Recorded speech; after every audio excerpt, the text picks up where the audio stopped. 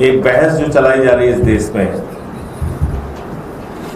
कि साहब डीजल का, पेट्रोल का जो दाम बढ़ा है उस पर हल्ला मत मचाइए आप लोग, चुपचाप महंगाई बर्दाश्त कीजिए। और क्यों बर्दाश्त कीजिए? बहस ये चलाई जा रही है, बीजेपी के जितने भी ज्ञाता हैं वो ये तर्क दे रहे हैं कि पूरी दुनिया में महंगाई बढ़ गई है,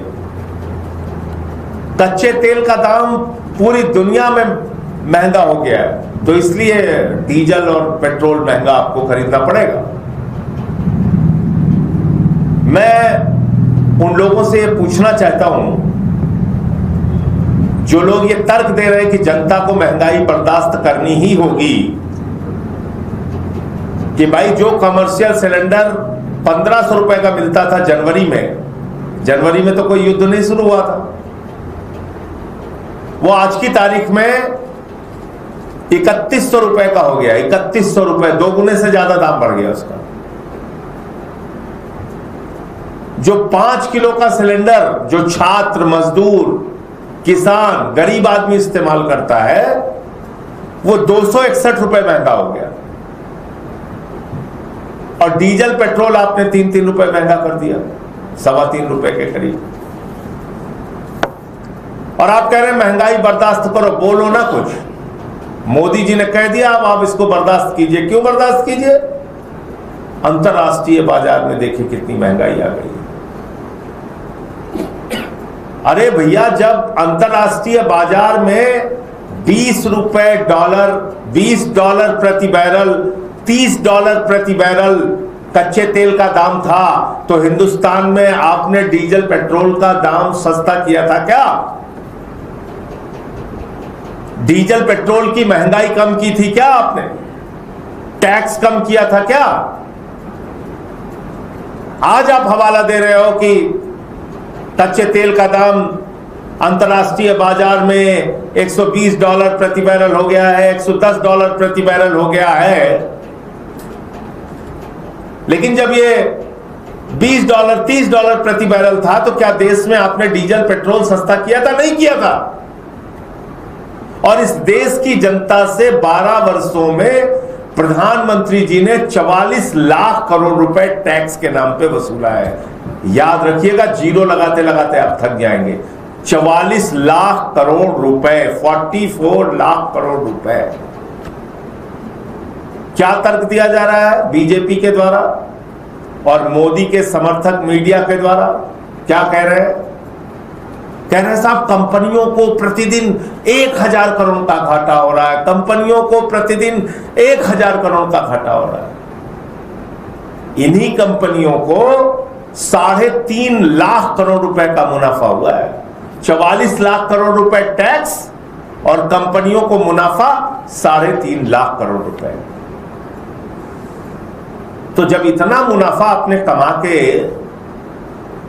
अपनी तिजोरी भरी है तो थोड़े दिन के लिए सब्सिडी दे दीजिए, छूट दे दीजिए और महंगाई पर कंट्रोल कीजिए। ये क्या रोना रो रहे हैं आप चुनाव के बाद? जैसे ही चुनाव खत्म हुआ रोना शुरू कर दिया आपने।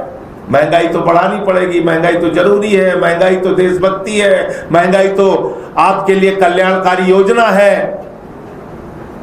ये देखो अमेरिका में इतना दाम हो गया, ब्रिटेन में इतना हो गया, दुबई में इतना हो गया, मुल्तान में इतना हो गया, पाकिस्तान। अरे इससे हमें क्या लेना देना भैया? 44 लाख करोड़ रुपए तुमने इस देश की जनता से टैक्स के नाम पे लूटा है ना 12 सालों में, तो अब राहत दो। 3.5 लाख करोड़ रुपए इन्हीं कंपनियों ने मुनाफा कमाया है ना। ये मैं झूठ बोल रहा हूं तो बीजेपी के लोग इनकार कर दे। तो अगर 3.5 लाख करोड़ रुपए का मुनाफा आपने कमाया है तो आप राहत दीजिए। अब थोड़े दिन मुनाफा नहीं कमाएंगे तो आपके पेट में दर्द थोड़ी हो जाएगा, बीमार थोड़ी पड़ जाएंगे आप। इस देश की जनता जरूर महंगाई से बीमार पड़ जाएगी अगर आप सब्सिडी नहीं देंगे, छूट नहीं देंगे तो। ये बात समझनी होगी। और ये तेल का दाम क्यों महंगा हो रहा है हिंदुस्तान में? क्योंकि आप ट्रंप की गुलामी कर रहे हैं। ट्रंप के गुलाम हो गए। आपकी सरकार ट्रंप की गुलामी में लगी हुई है। वो कहता है रूस से तेल ना खरीदो, कहते हैं जी हजूर। वो कहता है हम आपके ऊपर निगरानी, मतलब 144 करोड़ की आबादी वाले दुनिया के सबसे बड़े लोकतांत्रिक देश पर ट्रंप निगरानी रखेगा।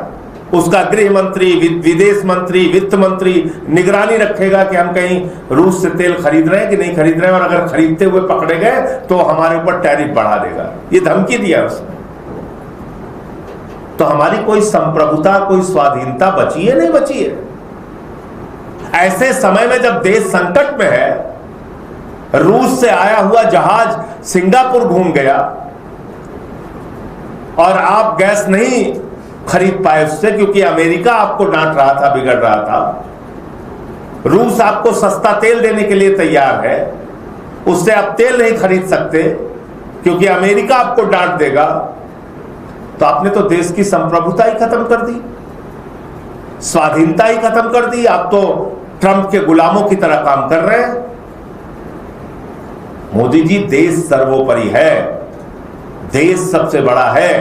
देश की जनता के हितों को सबसे ऊपर रखिए, और जहां से भी आपको सस्ता तेल और गैस मिले वहां से तेल खरीदिए, गैस खरीदिए और देश की जनता को उपलब्ध कराइए।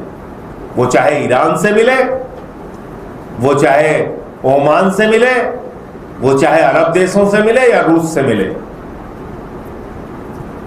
देश का हित सर्वोपरि है। महंगाई नियंत्रित करना आपकी जिम्मेदारी है। आप कुछ भी बोल देते हैं। आपने कह दिया सोना ना खरीदो, करोड़ों लोग जो सोने के व्यापार से जुड़े हुए हैं वो कहां जाएंगे? उनकी जिंदगी कैसे चलेगी? ये मत मान लेना कि खाली सोने की दुकान सजाने वाला ही बहुत बड़ा सोने का व्यापारी है। उस सोने के जो कारीगर होते हैं उनकी जिंदगी कैसे चलती है वो देखिए आप जाके। और जिस बंगाल में आप चुनाव जीते हैं वहीं कम से कम 10 लाख आपको कारीगर मिल जाएंगे सोने के।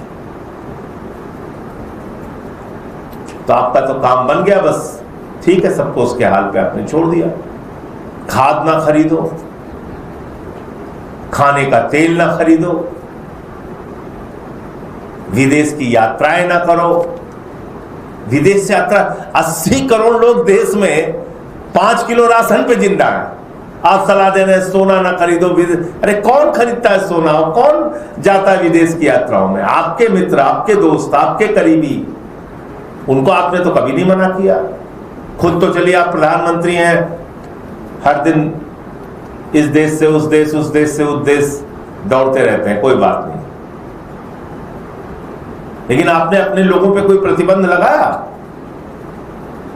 सोने का व्यापारी मेहुल चौकसी, नीरव मोदी बैठा तो है विदेशों में, हजारों करोड़ रुपए हिंदुस्तानियों का लूट के।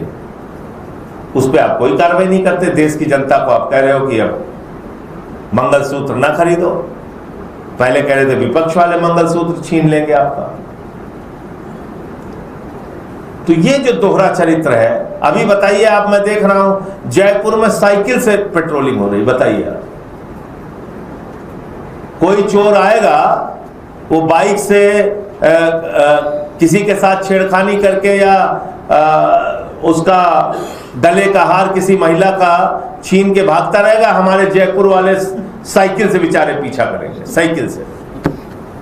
बताइए, अजीब मजाक है। कोई गुंडा आएगा हत्या करके चला जाएगा तो वो साइकिल से, क्योंकि मोदी जी को खुश करना, हम साइकिल से दौड़ा रहे थे साहब उसको।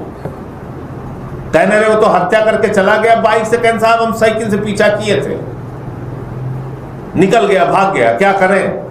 आपने कहा था तेल इस्तेमाल ना करना था, हमने नहीं किया। अरे ऐसे तमाशा बना दिया आपने। आपने एक अपील कर दी, अब पुलिस वाले साइकिल से पेट्रोलिंग कर रहे हैं।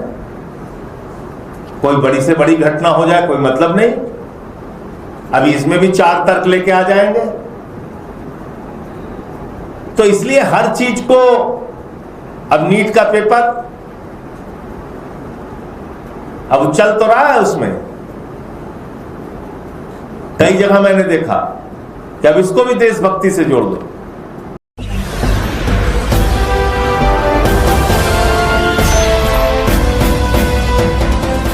आप देख रहे 99 राष्ट्र सबसे पहले।